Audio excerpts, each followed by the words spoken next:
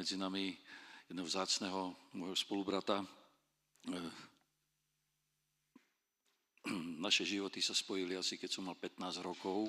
On prišiel tu po Tatry a chvíľku býval u nás a potom sme sa na nejaký čas rozišli, ale keď nastala zmena, brat Jozef Gabor opäť prišiel a dnes je tu medzi nami a my sme okrem iného mali aj takú túžbu hrať spolu a tak sme spolu hrali a ďakujem ďalšiemu môjmu vzácnemu priateľovi, ktorý je tu dnes medzi nami, že v určitom období nás Boh spojil a mohli sme využiť ten spoločný čas. Brat Jozef, vítame ťa tu. Verím, že si vyrastol, dorastol do dospelosti. A to aj my. Si trošku starší odo mňa, som mladší a tak ťa budem dobiehať stále, ale nevadí. Takže to, čo ti Boh vložil do srdca, odovzdaj nám. Nech sa ti páči. Ďakujem. Milí bratia, mám obrovskú radosť. Ja keď sa vrátim na Slovensko, vždy ožijem a zároveň je to výzva. Viete, lebo doma nehovoríme slovensky, len anglicky, švédsky, nemecky. A keď prídem tie prvé 2 dni, musím si vždy cvičiť trochu svoju slovnú zásobu, aby som skutočne bol požehnaním, aby som nehovoril len tak do vetra, ale aby som počúval nahlas Ducha Svätého a podelil sa s ľuďmi o to, čo Boh robí v mojom živote. No a prinášam aj pozdravy od všade, z Thajska, Švédska, Rakúska, Spojených štátov amerických, Kenia a iné krajiny, ktoré som stihol pochodiť aj tento rok. A všade mi hovorili, pozdravuj, keď prídeš, kam pôjdeš, pozdravuj. Tak pozdravujem. A ako brat Jozef spomenul, ten sever je trošku prispalý teraz. Kedysi boli plné modlitevne a teraz nielen v Anglicku, ale aj Švédsko, Fínsko alebo niektoré iné krajiny sa im trochu vyprázdňujú tie modlitevne a Satan pracuje. Takže to je veľká milosť, ak sa nám budú naplňovať modlitevne, ak nás Pán Boh tak požehná, ako nás požehnal. Slovensko je veľmi požehnané. Máme teologickú školu na štátnej univerzite. Máme kresťanské rádia skoro v každom takom väčšom meste. Máme organizáciu, ktorá organizuje stretnutie mládeže, kde veriaci mladí ľudia môžu pozvať svojich neveriacich spolužiakov, kde to je také relevantné, keď môžu zvestovať evanjelium trochu iným spôsobom, než v našej modlitevni. Takže pred 30 rokmi, pred 28 rokmi ma pozvali do rady pre Mládež pre Krista a opýtali sa ma, že či pomôžem niečím, či môžem prísť, dať im nejaké rady a o čom je to vlastne Mládež pre Krista, tak som im povedal, viete čo, doktor Billy Graham bol prvý misionár s Mládežou pre Krista. Až potom si vytvoril svoju vlastnú organizáciu. Doktor Paul Fried bol s Mládežou pre Krista, ktorý založil Transworld Radio a službu po celom svete cez rádio. A vtedy to bolo veľmi efektívna misia, zvlášť do Sovietskeho zväzu a komunistických krajín, lebo vlny rádia mohli penetrovať každú hranicu. Či to boli múry, či to boli bambusové steny, či to boli ostnaté droty. Proste evanjelium sa hlásalo a my sme mali v Monte Carle jeden z najväčších a najsilnejších vysielačov na svete. 2,5 milióna wattov, ktoré bol postavený Adolfom Hitlerom, ale nikdy nevyužil na svoju propagandu. Vidíte, ako Pán pracuje? Niekto so zlým úmyslom postaví niečo a Boh si to zobrie. To isté urobil s vysielačom v Tyrane, v Albánsku. Enver Hoxha postavil ten vysielač na to, aby ohlásil prvý ateistický štát vo svete. Pomáhali mu v tom Číňania, Rusi a nakoniec po studenej vojne sme prišli my a hlásáme evanjelium z tohto vysielača. To isté v Arménsku, v Jerevane. A z Jerevanu sa zase evanjelium hlása do tých krajín ako Irán, a kde sa misionári nedostanú. Takže vďačný som, radujem sa, že Janko je tu, lebo sme spolu chodili a snažili sa osloviť mladých a vtedy to nebolo bežné. Mať bicie v zhromaždení a mať gitary elektronické. Niektorí bratia starší sa aj pohoršili, ale brat Janko Kryška prišiel a povedal: bratia, a prečítal im žalmy, viete, že my sme mali dychovky, keď boli moderné dychovky a okná sa triasli. A teraz týmto mladým dovolíte, každá generácia má svoje hudobné nástroje. Takže dovolte, a vtedy to bolo také povzbudenie pre nás mladých a pritom, keď sme odhrali alebo urobili koncert buď na Pereši, buď v Bardejove, v Leviciach a na iných miestach v Bratislave, vždy prišli eštebáci. A čo ste tam robili? A kto to zorganizoval? Otecko brata Brenkusa nám požičal auto. Nemali sme auto.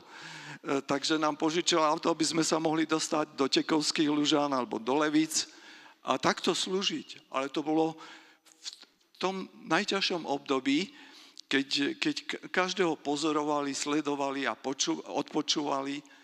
No a my sme to robili tak, bola to výzva, ale robili sme to tak, ako sme najlepšie vedeli. A Pán Boh sa k tomu priznal, lebo mnohí si na to spomínajú z našej generácie a viem, že aj ten Campfest má svoje poslanie. Ani si neuvedomujete, aká je to milosť zorganizovať takú akciu. To je logistický nightmare po anglicky, ale to je proste taká výzva pre nás mať tam 5,5 tisíc ľudí a zorganizovať tak. A vďaka Bohu máme vždy Božiu ochranu, aby sa nič nestalo a modlíme, je to vymodlené vždy, ale máme aj opozíciu, ľudí, ktorí kritizujú alebo ktorým sa veľmi to nepáči, že mladí, čo tam vlastne robia, ako to robia, kto to organizuje, tak len to som vám chcel povedať, že doktor Billy Graham, jeden z najväčších evangelistov, bol tiež prvým misionárom z Mládežou pre Krista. A táto organizácia má prácu v 120 krajinách. Ja som aj v tej Svetovej rade Mládež pre Krista, som podpredsedom rady a možno aj preto musím veľa cestovať, ale vidím, čo Pán Boh robí. Čo robí na Sri Lanke. To je krajina, kde je hinduizmus, buddhizmus, a tam sú tisíce mladých ľudí, ktorí prichádzajú k Pánovi Ježišovi, ktorí sú zachraňovaní cez Mládež pre Krista. To vidím v Juhoafrickej republike, v Južnej Amerike, Brazílii, Argentína. Pán Boh sa priznáva k práci, ak prichádzate s úprimným srdcom a slúžite tej novej generácii, ktorú je veľmi ťažko osloviť, lebo má toľko vízie v živote a Satan im toľko pasci nastaví v živote, že to je veľmi vzácne, ak sa podarí niekomu, veď to sa nedarí ani Rakúšanom zhromaždiť 5,000 mladých ľudí. Takže ja som tak vďačný Bohu za túto milosť, že môžeme aj takýmto spôsobom oslavovať Boha. Vtedy, keď sme s Jankom mali hudobnú skupinu, túto Mengu Socia, to bol len sen mať niekedy takéto stretnutie mladých a otvorene hlásať evanjelium. Takže, bratia a sestry, toľko na úvod a dnes sa chcem s vami podeliť o slovo Božie, ktoré je zapísané Evanjeliu Jána. Je to 4. kapitola. Ten text je veľmi známy, od 3. verša do 15. verša. A chcem len poukázať na to, ako Pán Ježiš evangelizoval, ako Pán Ježiš pracoval s ľuďmi. Takže prečítajme si slovo Božie. Ježiš opustil Judsko a odišiel znova do Galilei. Musel však prejsť cez Samáriu, dostal sa tak do samaritánskeho mesta menom Sichar, blízko pozemku, ktorý dal Jakob svojmu synovi Jozefovi. Tam bola Jakobova studňa, Ježiš bol ustatý z cesty a tak si sadol k studni. Bolo okolo 6. hodiny. Tu prišla žena zo Samárie nabrať si vody.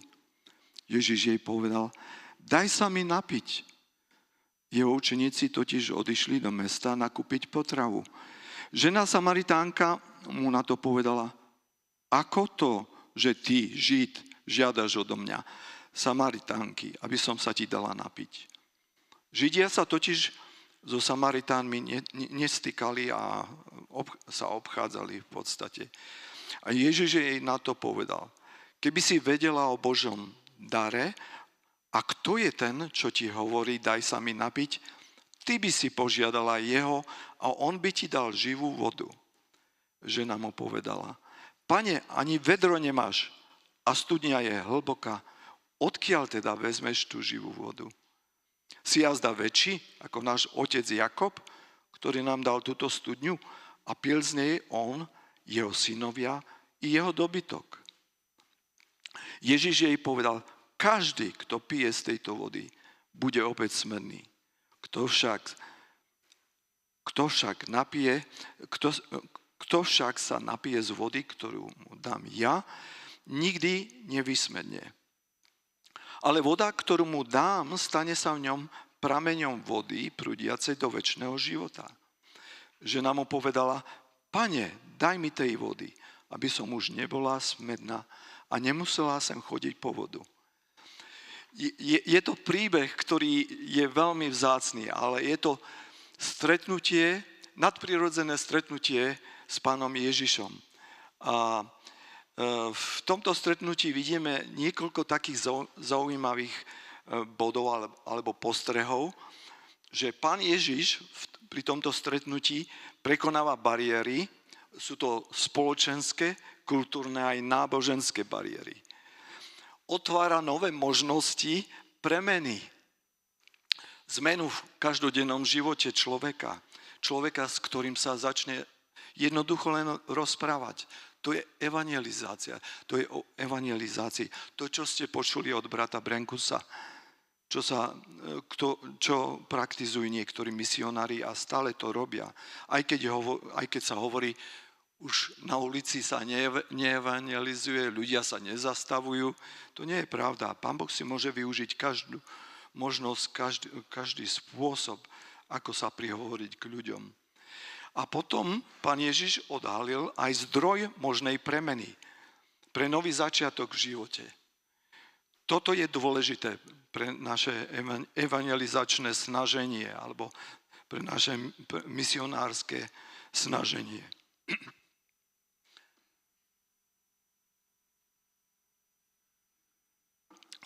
Toho som sa obával, že budem strácať hlas, lebo som bol na Campfeste 4-5 dní.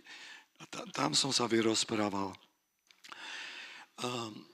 Takže keď čítame 4. kapitolu Jánovho evanjelia o Ježišovom stretnutí so Samaritánkou, dozvedáme sa, že to bola žena nevzdelaná, chudobná, vylúčená zo spoločnosti a ľuďmi opovrhovaná. Podobne, ako keď pracuješ s Romami, proste ja som to zažil v Rumunsku, Bulharsku, pracoval som s rómskymi kazateľmi a už vtedy som sa modlil, Pane, urob niečo aj na Slovensku medzi našimi Rómami. Lebo som si uvedomil, Rómovia nemohli čítať Bibliu, nevedeli čítať, tak sme zistili, že rádio, to je ten najlepší prostriedok. A rozdáme im rádia, prijímače s solárnymi nabíjačmi, že nemusia mať elektriku, lebo väčšina nemala elektriku, tak a budú počúvať evanjelium. Ale bolo potrebné tých kazateľov pripraviť na to, aby vedeli, že v rádiu sa pracuje trochu ináč. Tuto ja vás vidím a mám odozvu, mám feedback ale v rozhlase nevidíte svojich poslucháčov a hovoríte k jednému konkrétnemu poslucháču.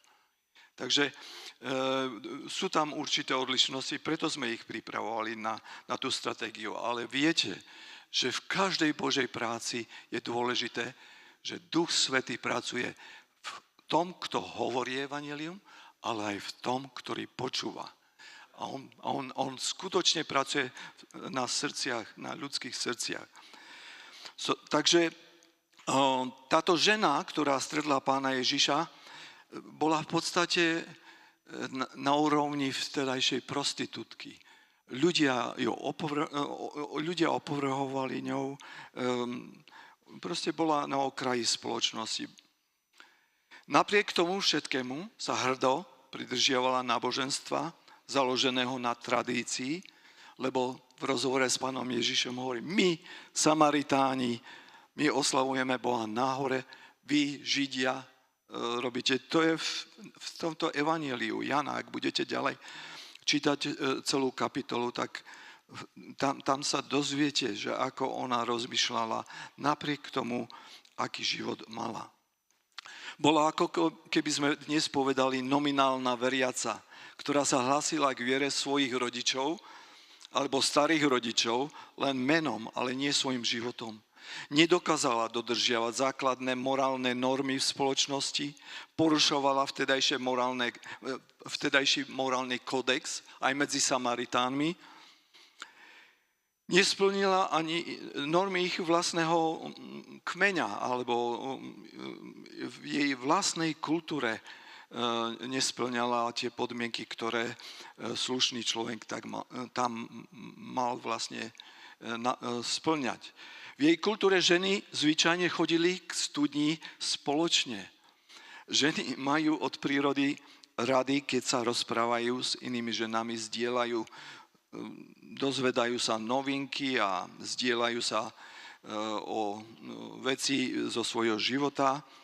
Niekto to môže nazvať klebetením, ale ja som to pomenoval ináč, zvedavosťou, ľudská zvedavosť a každý, my sme stvorení na to, aby sme žili v spoločnosti, aby sme komunikovali jeden s druhým a nie boli izolovaní ako táto žena Samaritánka, ktorá je vlastne predmetom nášho dnešného textu.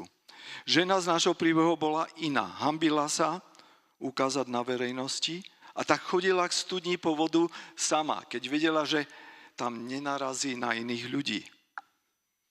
V našom biblickom úryvku Ježiš vlastne putuje so svojimi učeníkmi do Jericha a skráti si cestu cez Samáriu. Putovanie po vlastných nohách, alebo to trvalo celú noc, niekedy celý deň, takže boli vyčerpaní, keď prišli.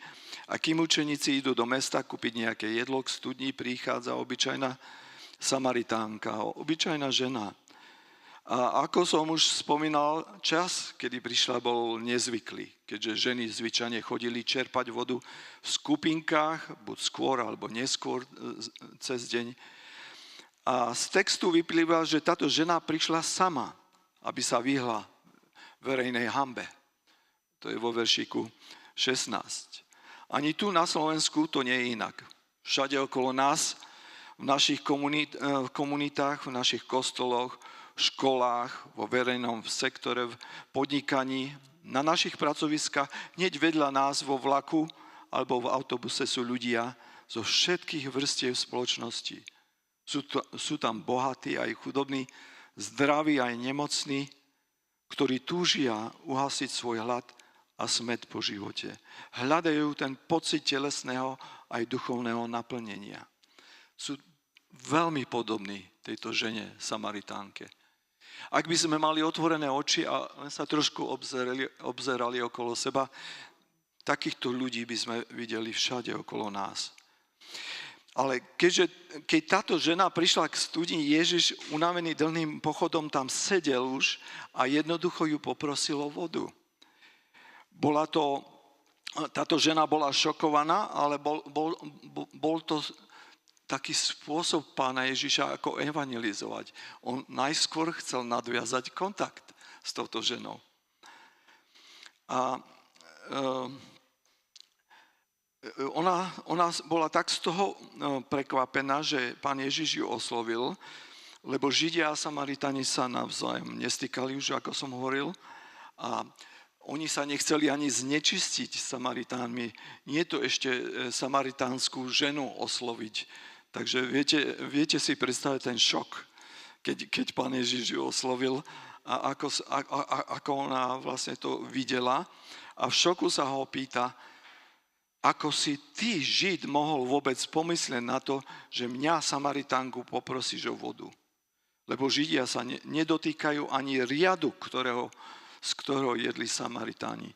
Viete, keď som išiel do Rumunska poprvýkrát, tak mi povedali, to je úplne zbytočne pracovať medzi Romami, tí sa nezmenia, tí majú svoju kultúru, ale boli by ste prekvapení. Ovocie sa začalo ukazovať. Ja som sa nevzdal, ja som napriek tomu išiel do toho Rumunska aj do Bulharska. A viete, že dostal som aj pozvanie do zhromaždenia rómskeho, vtedy to bolo vonku z Bukurešti. A nikdy v živote som nezažil lepšie zhromaždenie, ako som tam. To by ste neverili, ja som si myslel, že to je uprostred týždňa o 6:00, tak to možno už budem o 7:00 naspäť, alebo o 8:00, tak ako typické zhromaždenia v západných krajinách. A predstavte si, ja som slúžil, potom ďalší slúžili, do 10:00 sme slúžili, to znamená od 6:00 do 10:00 bolo zhromaždenie a teraz mi povedali, Jozef, poď, osviežime sa, dáme si čaj. A ja hovorím, ako, ja už musím ísť do hotela. Nie, to ešte nie, to je len pauza. To je len taká pauzička o 10:00. No teraz si predstavte, o 11:00 začali prestierať stoly vonku, začali vyťahovať cymbaly, basu vyťahli vonku na nadvorie a teraz si predstavte, prišla celá dedina a evangelizácia pokračovala do 4:00 rána. A jedlo sa, stoly tam boli natiahnuté, ako keby ste boli na Sicílii a videli tých mafiánov, tie veľké rodiny mafiánske. A teraz mi hovoria, ale ty si len jediný gadžo tu medzi nami. Ale ja som prežil, viete, keby som mal televíznu kameru zo seba a natočil, to je nezabudnutelný zážitok. Ja som sa vrátil do hotela ráno, o 7:00 a o 8:00 som učil už na univerzite v Bukurešti. Takže som nespal vôbec. To je skoro ako na Campfeste, že nedá sa spať. No a proste to bol skutočný zážitok. A Ježiš sa s touto ženou bez váhania otvorene rozpráva a prekonáva spoločenské a náboženské bariéry. Ježišovi bolo úplne jedno, akého je pohlavia, aké má správanie, k akej národnosti patrí, aké viery, aké má postavenie v živote alebo morálnu povesť. Jednoducho neprijal túto mentalitu my proti ním. My sme to, oni sú niečo iní, ja som ten lepší, oni sú horší.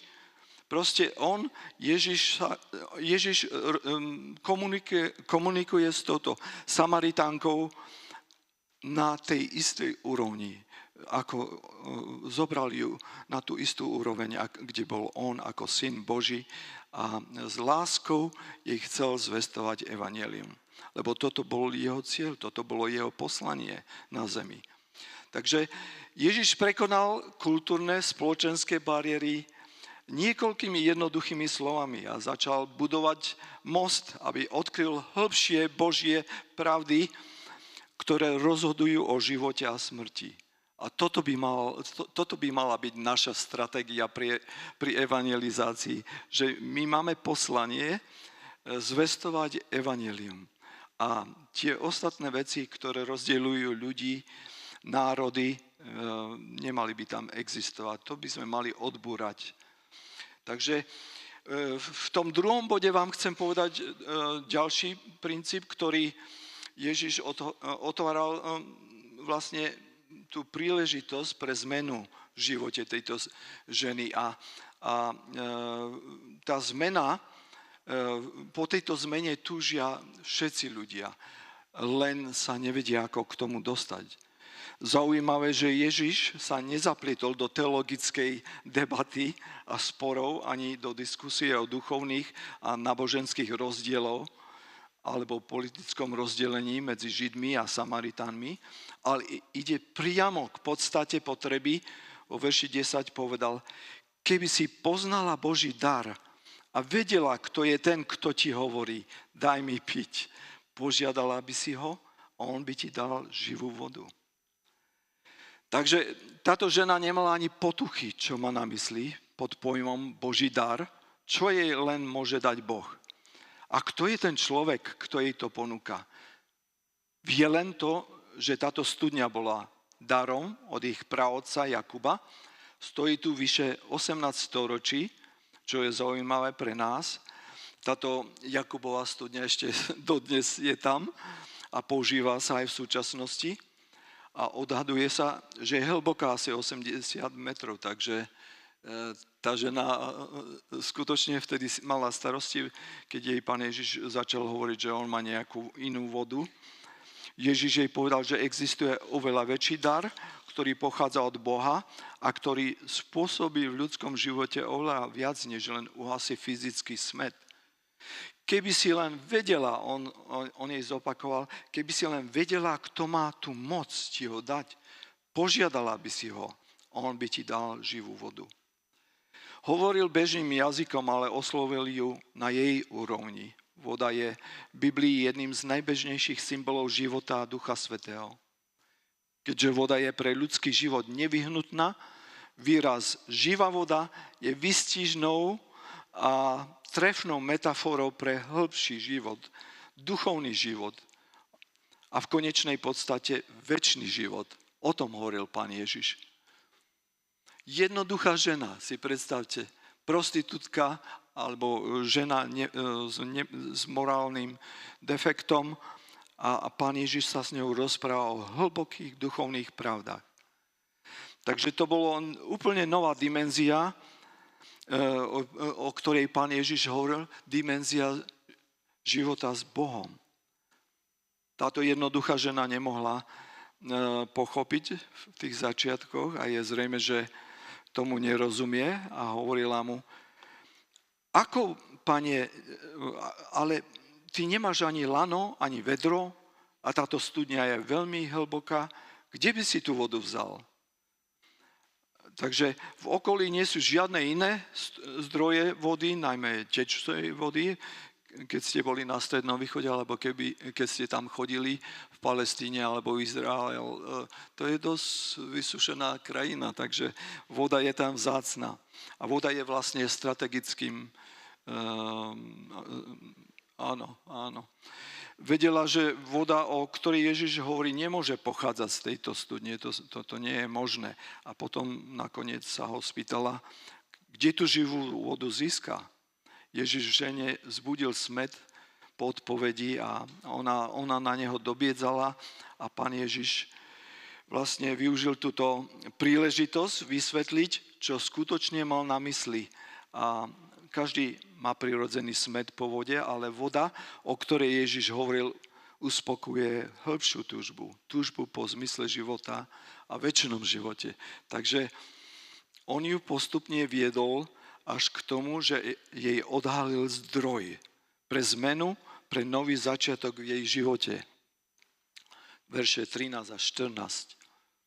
Ježiš jej povedal, každý, kto pije z tejto vody, bude znova smedný, ukázal na tú Jakubovú studňu, ale kto pije z vody, ktorú mu ja dám, už nikdy nebude smedný.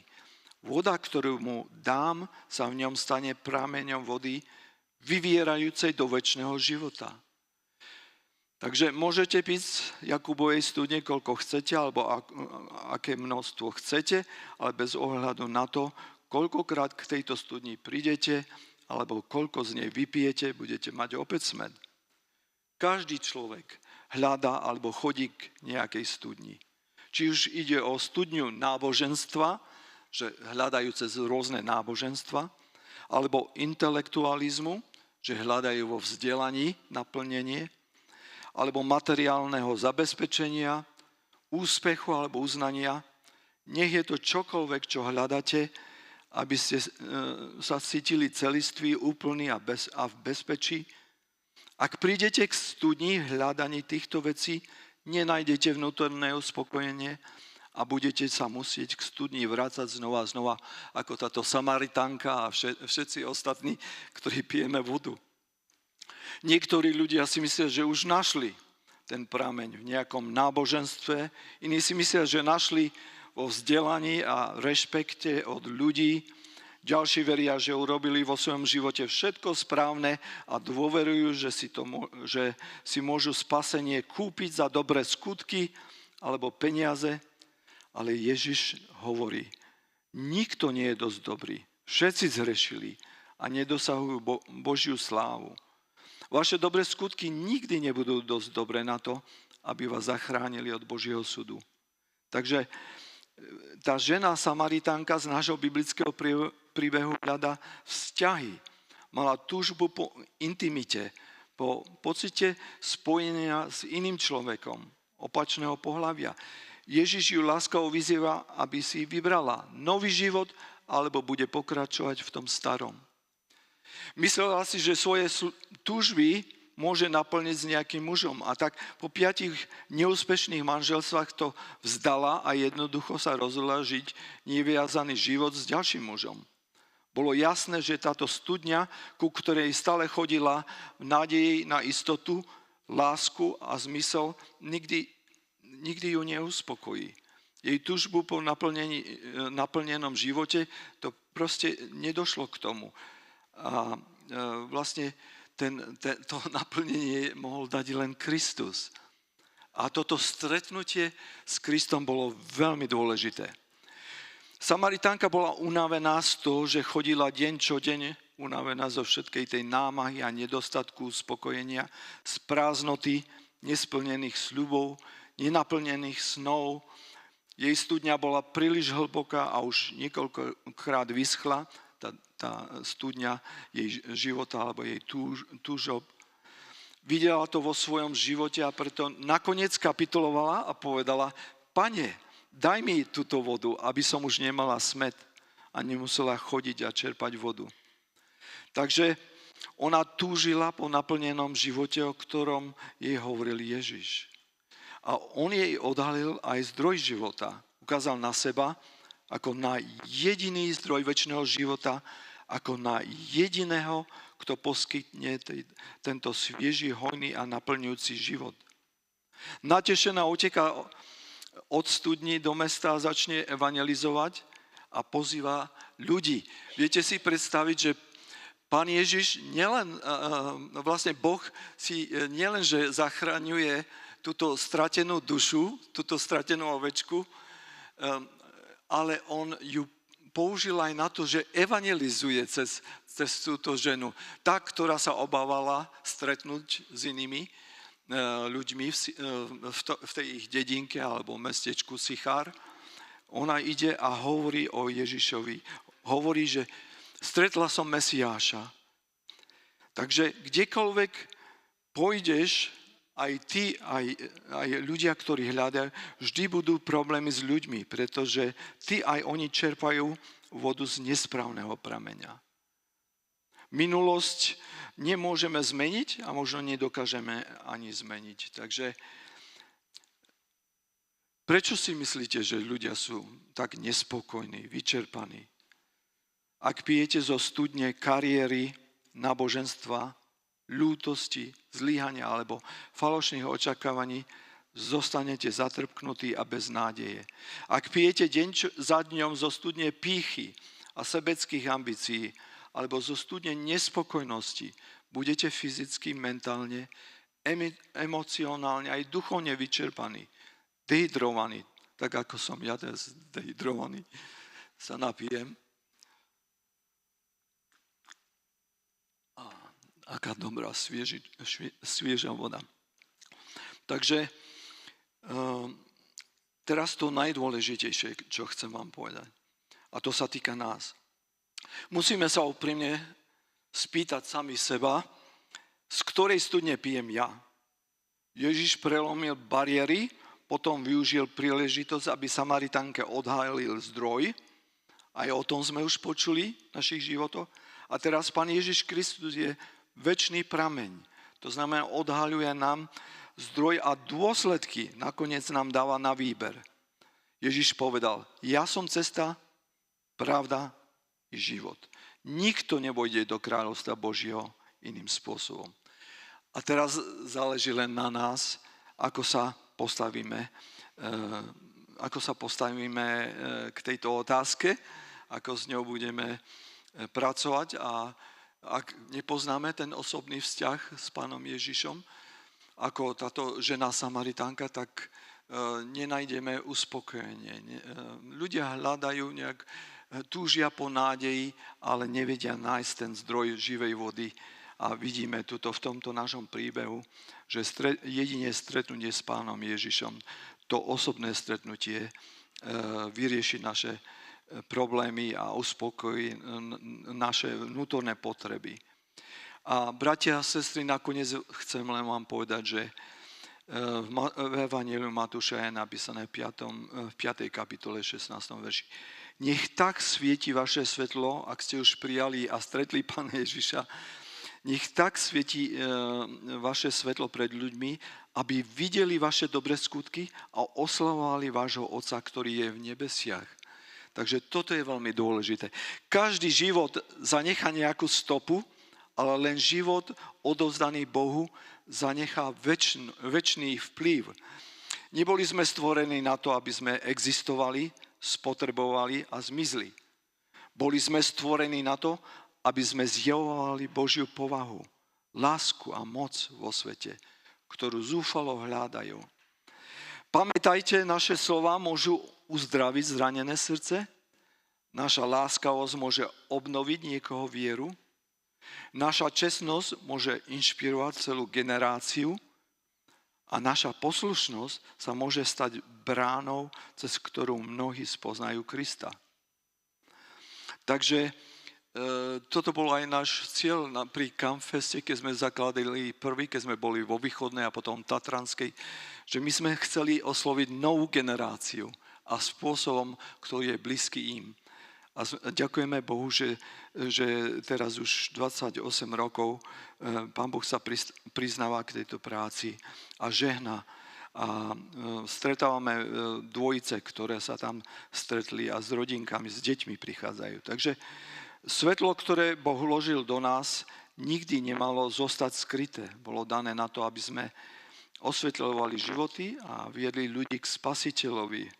Milovaní v Pánovi, takže toto vám prajem teraz, zanechajte stopu, ale to neznamená, že hľadať potlesk na pódiu alebo budovať si osobnú reputáciu, ale žiť tak, aby každý skutok lásky, každá obeť, každá služba a každé víťazstvo odrážali Božiu slávu. Keď sa ľudia stretnú s vašim životom, mali by vidieť nielen váš talent a schopnosti, mali by vidieť Krista, ako pôsobí vo vás. A ja mám také porekadlo, ktoré si vždy opakujem, keď mi hovoria, že poď, ale ja hovorím, ja už nechcem byť na pódiach, ja chcem byť v pozadí a hovorím im, že viete, pre kráľovstvo Božie sa dá veľmi veľa vykonať, ak ti nezáleží na tom, kto si zoberie tú slávu alebo tú pochvalu. Mne je to ukradnuté, v podstate len chcem a teším sa z toho, keď tá Božia milosť ešte prebýva medzi nami a my môžeme zvestovať evanjelium. Toto je vlastne náš cieľ. Robiť Božiu vôľu, byť v nej. To si tiež spomínam na jeden rozhovor v americkom rádiu. Sa ma opýtali, Jozef, ako by si definoval úspech? Ty si relatívne úspešný, ty si prišiel tu ako utečenec alebo a už sa stretáva so senátormi, kongresmenmi, už si stretol viceprezidenta a to a iné. Oni ma hodnotili podľa toho a chceli vedieť tajomstvo. A ja im hovorím, pre mňa to nie je úspech. Moja definícia úspechu je robiť Božiu voľu. a vtedy je zaručený úspech. Vtedy dosiahnete úspech, ak budete počúvať na Boží hlas a robiť to, čo Pán Boh od vás chce. Takže jeden jediný život kresťana, ktorý sa úplne odovzdá Bohu, môže premeniť rodiny, spoločenstva, dokonca aj celý národ.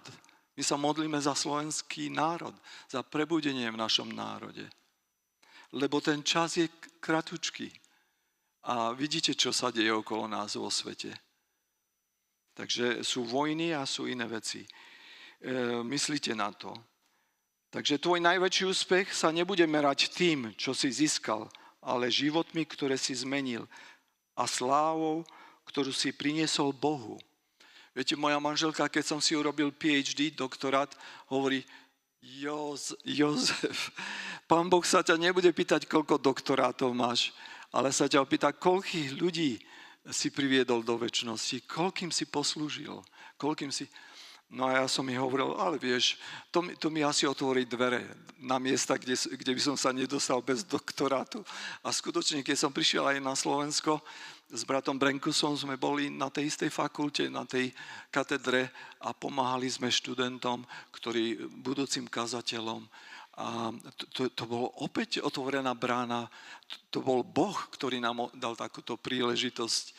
Takže pracovať s mládežou, pokračovať v misii rádiom, vychovávať novú generáciu alebo vodcov v cirkvi.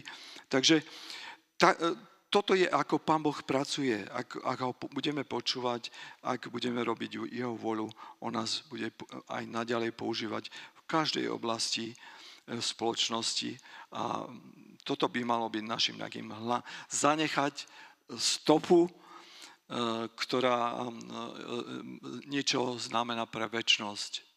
Nielen dočasnú stopu, akú zanechávajú ľudia v tomto svete, ale zanechať takú stopu, aby to malo výsledok alebo odmenu vo večnosti. Takže, bratia a sestry, toto je moja modlitba za vás. A ešte teraz sa stíšim s vami. Stíšme sa pred Pánom, aby skutočne vás požehnal teraz. A ja som vďačný, že túto výzvu, že už to mám za sebou, že som vám poslúžil a že nebolo to až také ťažké v tej slovenčine. Ďakujeme ti, Otče nebeský, že smieme predstúpiť pred tvoj trón milosti. Prichádzame v mene Pána Ježiša Krista. Vchádzame do tvojich brán s vďačnosťou, s ďakovaním. Vchádzame do tvojich dvorán s oslavou, lebo ty si veľký Boh a mocný Boh a robíš zázraky v ľudských životoch aj dnešný deň. Tvoja pravda pretrváva cez celé generácie. Aj tvoja láska pretrváva cez všetky generácie. A o tom my chceme rozprávať nášmu národu, aj tu na Slovensku. Modlíme sa o duchovné prebudenie. Ďakujeme ti za bratov a sestry medzi Romami, za prebudenie v ich zboroch, Pane. Aká je to milosť a radosť, keď európske inštitúcie investujú a nemajú ovocie. A my vidíme ovocie, Pane. Keď tvoj duch pracuje v ľudskom srdci, tam je viditeľné ovocie. Oslavujeme tvoje sväté meno aj za naše rómske zbory, za kazateľov. Prosíme za nich. Priznávaj sa k tejto práci, žehnajme im a prosíme, aby si prebudil takto aj slovenský národ. Aby utiekal k tebe, aby činil pokánie a aby si použil náš národ na prebudenie v Európe. Nielen v strednej Európe, v celej Európe, Pane. Lebo Európa zaspáva, duchovne je mŕtva a my sa modlíme za prebudenie ešte v tých posledných dňoch. A ďakujeme ti za čas milosti, že ešte čakáš a ešte nám dávaš tú novú možnosť milosti. V mene Pána Ježiša Krista. Amen.